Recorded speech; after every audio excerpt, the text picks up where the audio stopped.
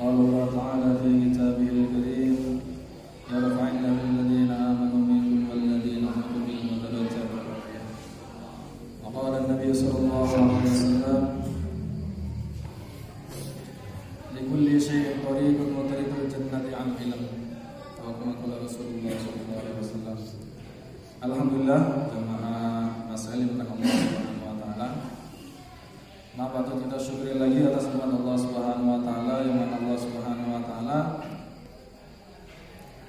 masih mudahkan kita, masih beri anugerah kepada kita sehingga kita duduk dalam majelis ilmu, suatu majelis yang mulia,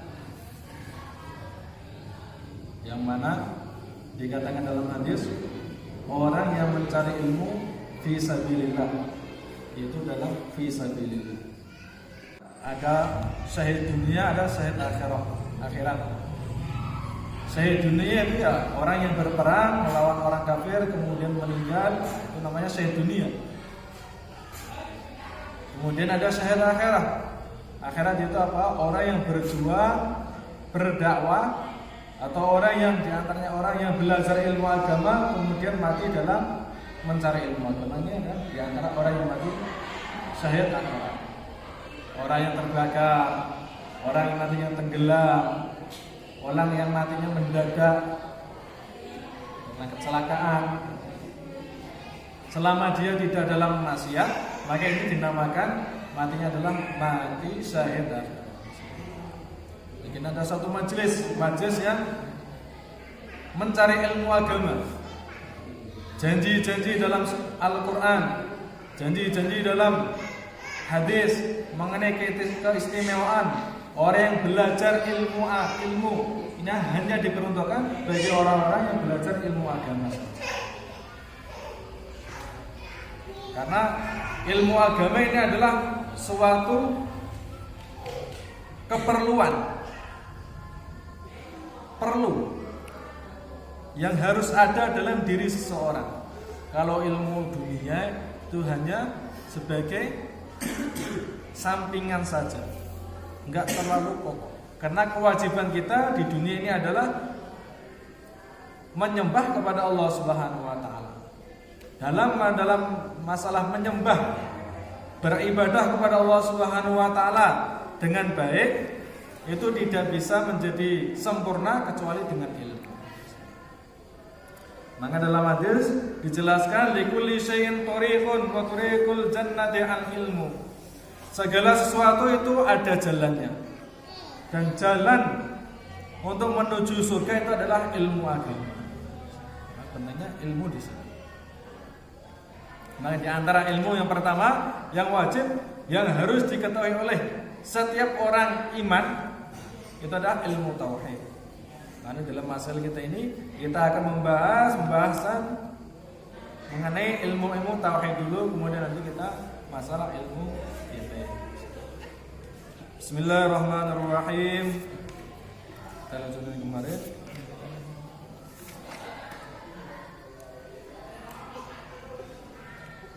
Kemarin kita bahas mengenai dalam kitab Tijan Daruri yang dikarang oleh Imam Syekh Al-Bajuri, seorang waliullah, beliau seorang ahli fikih juga ahli tauhid. Dalam ahli akidah, beliau menulis dalam kitabnya Tijan Daruri di sini.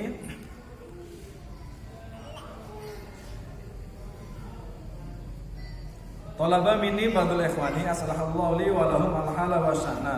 Anaktuba lahu risalatan latifatan tasmimu ala sifatil mawla wa adadiha wa ma yajuzu fi haqqi ta'ala wa ma yajibu fi haqqi rasul wa ma yastahilu fi haqqihim wa ma yajuzu bi. Fajabtu ila dzalika faqultu wa bitaufiq. Telah meminta talaba minni ba'dul ikhwan, sebagian dari teman-teman saya, teman-temannya Syekh Imam Al-Bajuri. Ini adalah seorang ulama-ulama juga yang ada di daerah Mesir sana, meminta kepada Imam Bajuri, yaitu untuk apa? Anak tuba lahu risalatan latifatan, yaitu untuk menulis sebuah risalah. Risalah itu satu kitab yang tipis. Risalatan dijelaskan latifatan yang tipis. tastamilu ala sifatil maula wa adatiha, yang mana dalam suatu buku atau kitab yang kecil itu memuat atau menjelaskan mengenai sifat-sifatnya zat yang maha agung. Allah itu zatnya, sifat-sifatnya Allah Subhanahu wa taala, dan sifat-sifat yang mustahil atau yang bertentangan dengan sifat wajibnya Allah Subhanahu wa taala. Wa ma yajuz, begitu juga dengan sifat yang jaiz bagi Allah Subhanahu wa taala. Wa la ma yajuz fi haqqir rasul, begitu juga sifat-sifat atau kitab tersebut menulis mengenai sifat-sifat perkara yang wajib bagi Rasul, dan perkara yang mustahil, dan perkara yang jaiz bagi Rasul. Yang mana para ulama ahli sunnah wal jamaah dalam masalah akidah yaitu hanya dua, yaitu Imam Asy'ari dan Imam Maturidi, yaitu disingkat menjadi akidah 50. Akidah 50. Sifat wajib bagi Allah 20, mustahilnya yaitu lawannya sifat wajib itu ada 20, maka menjadi 40. Kemudian sifat wajib bagi Rasul itu ada 4, dan mustahilnya itu ada 4 juga, berarti 8. 40 tambah 8 berarti 48, kurang 2. Dan sifat jaiz baik bagi Allah atau baik bagi Rasul itu semuanya ada 1. Bagi Allah 1, bagi Rasul 1, maka menjadi genap 50 akidah. Dan 50 akidah ini semuanya dikumpulkan oleh para ulama, itu diambil dari seluruh hadis dan seluruh Al-Quran. Maka biasanya itu ada sebagian orang itu bertanya, kamu ini membagi akidah menjadi 50, membagi akidah 50, apa dalilnya? Dalilnya yaitu dalam Al-Quran dan dalam hadis, semuanya itu ada. Semuanya itu ada. Ini enggak membagi. Kalau menurut ulama ahli sunnah wal jamaah, tauhid kita ya la ilaha illallah Muhammadur Rasulullah. Tetapi untuk menjelaskan la ilaha illallah Muhammadur Rasulullah, maka dijelaskan menjadi 20 sifat. Menjadi 50 sifat. Akidah 50 sifat atau 50 akidah dalam ini 50 akidah.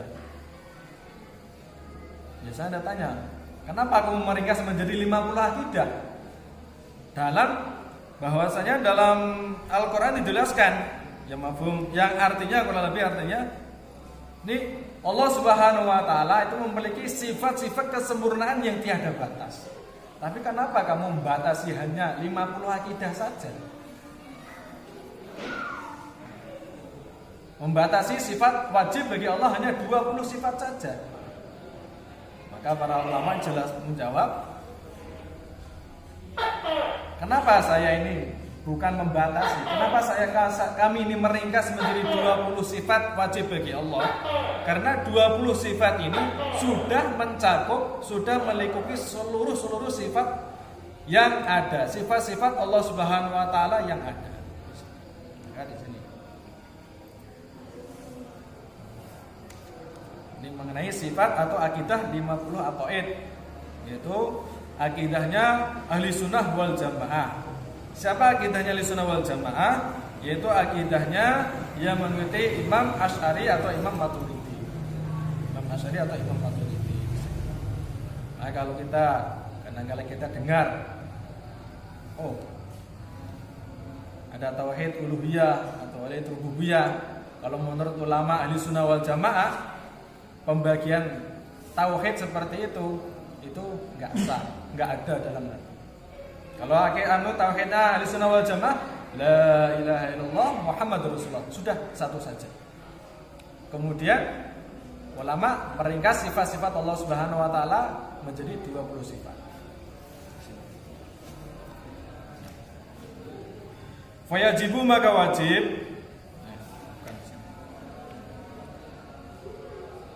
yajibu wajib ala kulli mukallafin, ke atas bagi setiap orang yang mukallaf.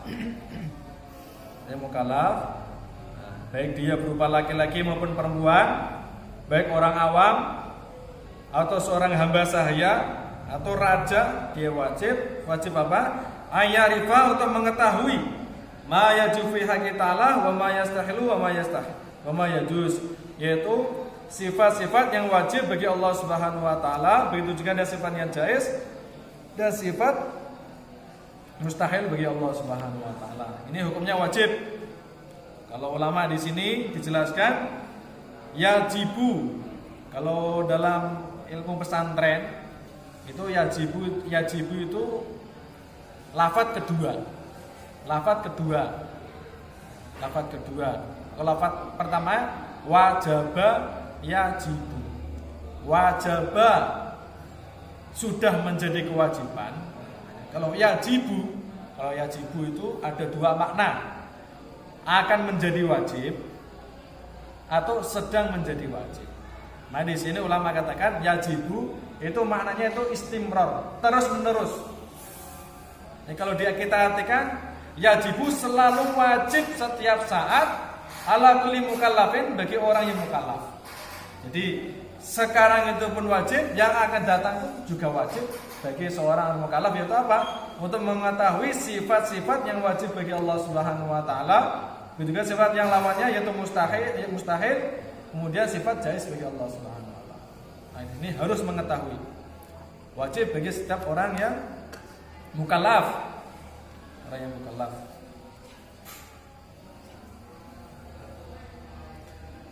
Wajibu, maka wajib fi haqqihi ta'ala, di haknya Allah, di dalam haknya Allah taala al-wujudu, sifat wujud. Wadituhu, dan lawannya sifat wujud, al-adamu, adalah sifat adam. Wujud ini artinya zat yang maha ada.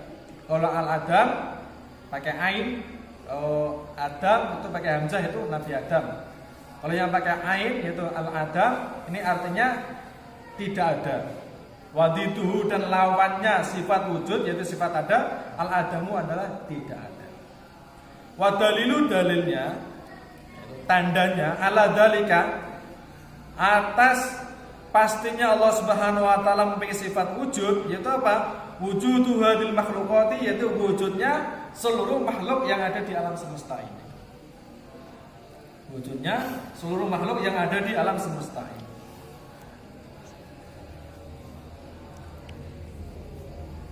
Bagaimana? Maksudnya gimana? Kalau Allah Subhanahu wa taala ada, tandanya Allah Subhanahu wa taala itu ada. Itu maksudnya gimana? Kok maksudnya yaitu tandanya dengan wujudnya makhluk ini. Nah, perlu kita ketahui bahwasanya makhluk ini awalnya itu tidak ada. Ya, seperti saya awalnya dulu nggak ada. 30 tahun yang lalu saya belum ada, saya belum lahir di dunia. Maknanya saya adalah orang yang nggak ada. Adam, orang yang nggak ada. Ini wallah alam 30 tahun yang depan atau 40 tahun yang ke depan, ini saya juga nggak ada. Ini maknanya adanya saya, ini pasti ada yang mengadakan. Dan yang mengadakan itu siapa? Yaitu Allah Subhanahu wa taala. Dilihat dari adanya makhluk ini yang awalnya nggak ada, kemudian tiba-tiba makhluk itu ada, bukannya tiba-tiba. Kemudian makhluk itu ada, berarti ada yang mengadakan. Siapa yang mengadakan? Yaitu Allah Subhanahu wa taala. Pertama, wajib bagi sifat Allah. Nah, di sini wajib mengenai sifat wajib. Saya bahas lagi, saya ulangi lagi biar nggak lupa. Untuk wajib dalam pembahasan tauhid itu berbeda dengan wajib dengan pembahasan fikih. Kalau dalam pembahasan fikih yaitu apa? Contohnya wajib bagi setiap orang yang mukmin, seorang mukallaf yang berakal untuk sholat 5 waktu. Kewajiban itu beban, nah, kewajiban atau tugas yang diberikan Allah Subhanahu wa taala kepada setiap orang. Yang sudah kena khitab kewajiban menjadi salat 5 waktu. Ini wajib dalam fikih. Tapi kalau wajib dalam ilmu tauhid itu apa? Perkara itu tidak mungkin kalau sifat itu tidak mungkin kalau sifat itu tidak ada. perkara itu tidak mungkin, akal ini tidak akan menerima, otak ini tidak menerima kalau perkara itu tidak ada. Contohnya kalau dalam ilmu dunia, setiap benda itu pasti akan menempati suatu ruangan. Setiap benda itu akan menempati setiap ruangan. Contohnya, kitab ini menempati suatu ruangan. Ruangannya mana? Yang ada di atas meja ini. Seumpama kalau ada orang yang mengatakan kitab ini atau buku ini tidak menempati ruangan sama sekali, makanya nggak mungkin. Kalau nggak menempati ruangan, apa yang ada di depan kita itu apa? Kalau nggak ruangan, nggak menempati sesuatu yang ada di dunia, itu nggak mungkin. Ini sifat wajib bagi Allah, itu bukannya Allah Subhanahu Wa Taala harus, nggak mungkin kalau Allah Subhanahu Wa Taala tidak mempunyai sifat itu. Itu pasti ada. Akal kita tidak akan menerima kalau Allah Subhanahu Wa Taala tidak punya sifat itu, pasti ada. Ini mengenai sifat wajib. Kalau sifat mustahil, akal kita tidak akan menerima kalau sifat itu ada. Sifat itu ada. Contohnya itu apa? Ini ada satu anak kecil. Anak kecil pasti dia punya dua kategori, dua keadaan. Kalau nggak bergerak ya diam, itu pasti. Bahkan nggak cuma anak kecil, semua benda mati kalau nggak bergerak pasti berdiam. Kalau nggak gerak diam. Semua saya mengatakan, oh anak kecil nggak gerak juga nggak diam, ya nggak mungkin. Saya kalau nggak gerak pasti diam. Kalau nggak diam pasti bergerak. Seperti itu. Ini namanya mustahil. Nah itu juga sifat mustahil bagi Allah. Otomatis sifat itu pasti tidak ada bagi Allah Subhanahu Wa Taala. Namanya sifat mustahil seperti itu. Kalau sifat jaiz ya jelas. Sifat jaiz ya ini boleh ada dan boleh tidak di sini. Ini mengenai tauhid bab kita yang pertama yaitu mengenai sifat wujudnya bagi Allah Subhanahu Wa Taala. Tanda atau bukti bahwasanya Allah Subhanahu Wa Taala wujud itu apa? Wujud ada, bahwasanya Allah Subhanahu Wa Taala Tuhan itu ada, itu buktinya apa? Ya buktinya ya seluruh makhluk yang ada di alam semesta ini. Karena apa? Karena pada hakikatnya makhluk yang ada di alam semesta ini dulunya nggak ada, kemudian ada. Contohnya dulu saya nggak ada, kemudian ada, kemudian nanti suatu saat nggak ada. Ini maknanya saya ini apa? Ada yang mengadakan, ada yang menghidupkan. Siapa yang menghidupkan? Yaitu Allah Subhanahu Wa Taala, Zat yang Maha Ada, yang bisa mewujudkan, yang bisa mengadakan makhluk itu hanyalah Zat yang Maha Ada saja. Gak mungkin perkara yang gak ada kok bisa mewujudkan, ya gak mungkin. Mengenai bab masalah belajar kita tauhid untuk malam ini satu sifat saja cukup. Karena sudah mengenai pembahasan kitab BP kemarin. Bismillahirrahmanirrahim. Mahalluhu, yaitu kemarin kita bahas mengenai bab siwak. Nanti ada afdolnya itu pakai siwak apa, kemudian dikehendaki di sini itu siwaknya itu bagaimana, siwak menurut dalam fikih itu seperti apa, siwak yang disunahkan yang dikehendaki Rasulullah itu siwak yang bagaimana di sini. Bismillahirrahmanirrahim. Mahaluhu, yaitu waktu menggunakan siwak itu kapan? Yaitu fil wudu'i, itu ada kalanya fil wudu'i tatkala di dalam berwudu atau sebelum berwudu, wal ghusli dan sebelum mandi. Khilafun, dan ini pun untuk disunahkannya untuk bersiwak sebelum wudu atau sebelum mandi. Ini ulama ini ya berbeda pendapat di sini. Intinya Nah, ulama mengatakan ya semuanya sunnah. Bersiwak sebelum berwudu itu juga sunnah. Siwak sebelum bermandi itu juga sunnah. Karena di antara sunnah-sunnahnya berwudu yaitu sunnah-sunnahnya mandi besar yaitu apa? Yaitu adalah bersiwak. Sunnah-sunnahnya mandi besar itu apa? Di antara sunnahnya berwudu. Dan wudu tersebut sendiri itu juga ada sunnahnya yaitu apa? Bersiwak. Fa'inda Romli, maka menurut Imam Romli mahalluhu yaitu tempatnya bersiwak qabla ghusl kafaini, yaitu sebelum mengusap telapak tangan. Nah, di sini. Jadi kalau menurut Imam Romli, jadi kalau kita ingin berwudu atau mandi, kan biasanya kita disunahkan untuk mencuci tangan dulu, membasuh tangan kita. Ini ditentukan di tangan kita ini ada najis, Kita nggak tahu ketika batal, ketika apa, ketika memegang benda apa, dan di situ ada najisnya kita nggak tahu. Maka disunahkan apa? Disunahkan untuk mencuci tangan. Nah, maka menurut Imam Romli, sunahnya bersiwak yaitu apa? Sebelum mencuci tangan, itu siwakan dulu, baru cuci tangan, baru mau wudu atau mandi. Fa'inda Ibnu Hajarin mahalu ba'da ghusl kafaini. Maka kalau menurut Imam Ibnu Hajar ini adalah setelah basuh tangan. Basuh tangannya dulu, bersihkan tangannya dulu, baru bersiwak. Ini kenapa ulama kok ini berbeda pendapat?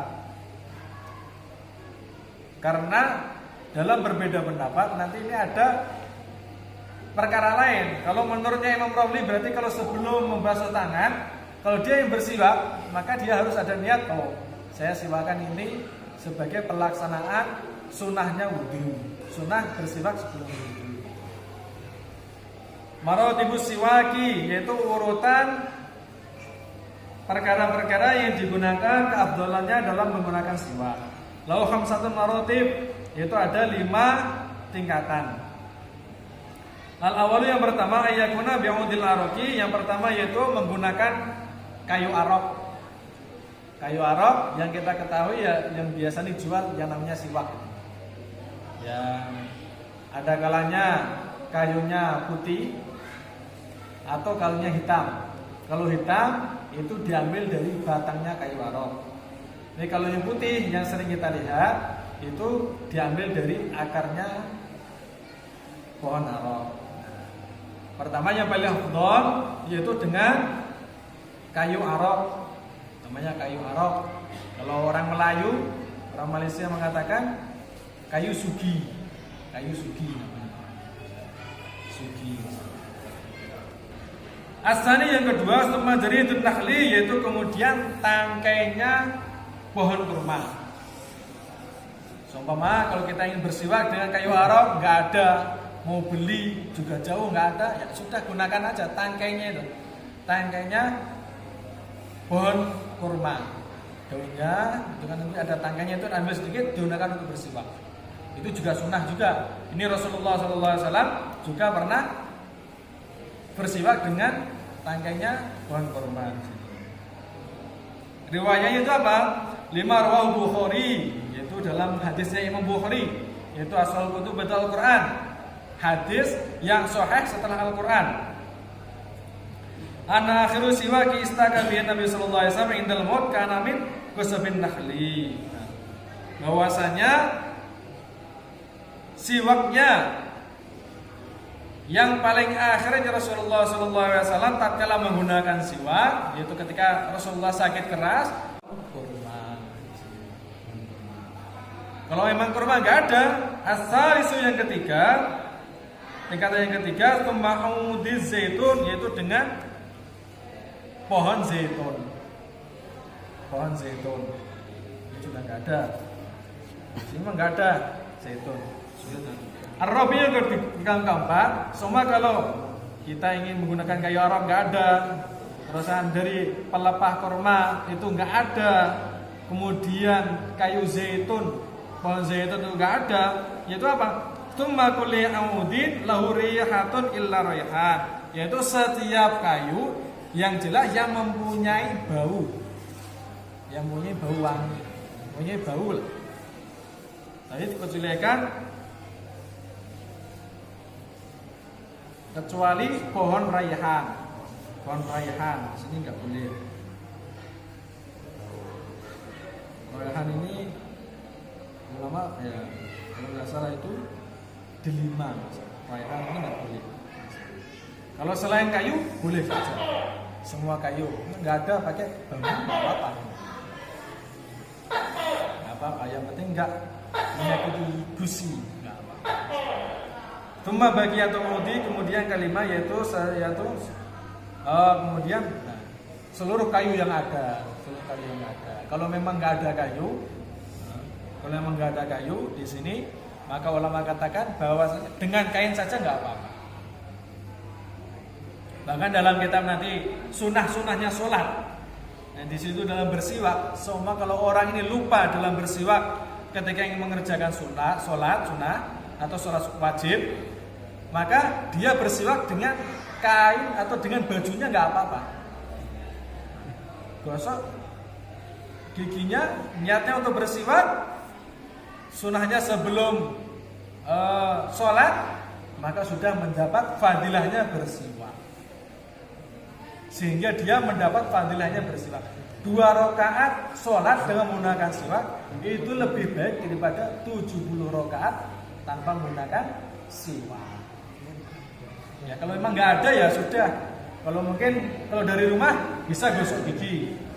Setelah gosok gigi, ketika mau sholat, emang kita nggak ada siwak, ya kita sudah gosok gigi kita, ya dengan baju kita ya nggak apa-apa. Gosok sedikit aja, yang penting sudah mendapatkan fadilahnya bersiwak di sini.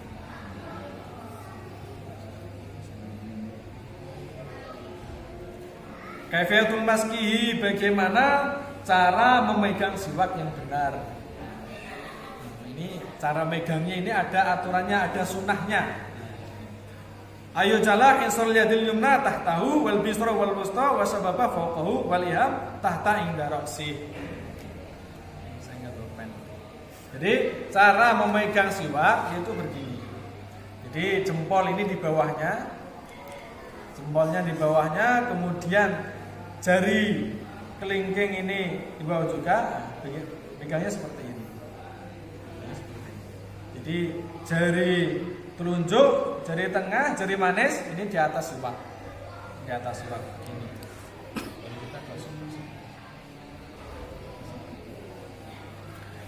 Kemudian kaifatu istimalihi, tata cara menggunakan siwak.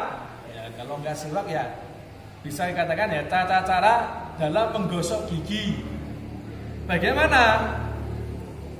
Yang bagus bagaimana? Wafil asnani ardon. Untuk dalam menggosok gigi atau dalam bersiwak, nah, aturannya sunnahnya yaitu ada melebar, yaitu dari kanan ke kiri. Gosok kanan kiri, gosok kanan kiri. Baik gigi yang bagian depan maupun gigi yang bagian dalam, kanan kiri seperti itu. Wafil lisani, dan dalam lidah, gosok gigi dalam lidah tulan, yaitu memanjang, memanjang.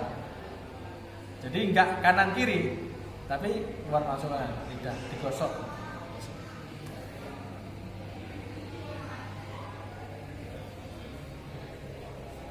Wadhalika bi ayyabda bi janib famihi al-iman fayasta'ibahu fil asnan al-ulya was-sufla dhahiran wa batinan thumma yaf'alu dhalika fa yajabil famihi yasir. Jadi cara menggunakannya bagaimana?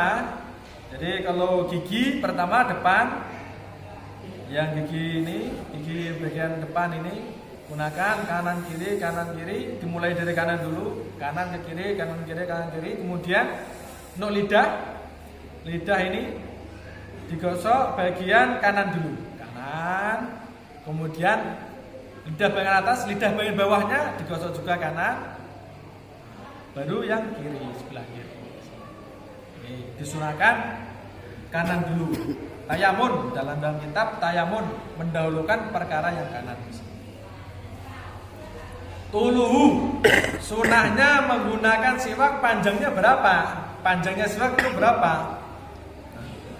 Yusanu alla yazida ala sibrin wala yanqasu ala arba'ati asabi'. Itu sunahkan menggunakan siwak yang panjangnya enggak lebih dari 1 jengkal. 1 siber, 1 jengkal. Ya, 1 jengkal. 1 jengkal tangan kita, 1 jari kita. Enggak boleh panjang dari situ. Kalau panjang enggak haram hukumnya, tapi makruh. Kalau pendeknya wala yang kusolar batas asbabi, yaitu tidak kurang dari 4 jari. 4 jari ini. 4 jari. Ini 4 jari kita hitung 4 jari ini. Ini enggak boleh kurang dari 4 jari. Kalau hukumnya kurang dari 4 jari, ya hukumnya makruh, enggak sampai haram gitu aja. Hukumnya adalah makruh.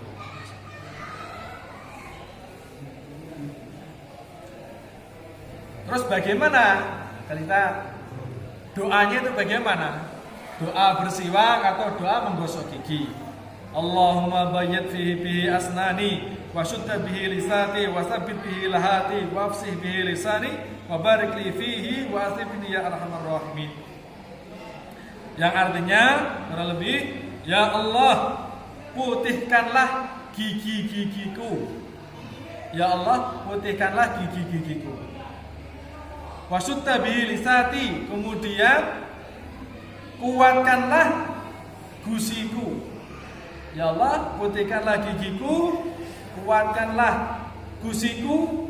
Di sini wasabit bihi lahati, kemudian kokohkanlah gerahanku. Gerahan apa? Tulang gerahan saya ya Allah. Di sini. Wa afsih bihi lisani, kemudian ya Allah, fasihkanlah atau nyaringkanlah, merdukanlah suaraku atau lisanku. Ya Allah, merdukanlah lisanku tatkala berbicara. Merdukanlah lisanku. Kemudian wabarik li fihi, ya Allah, berkahilah saya dalam menggunakan siwak ini ya arhamar rahimin.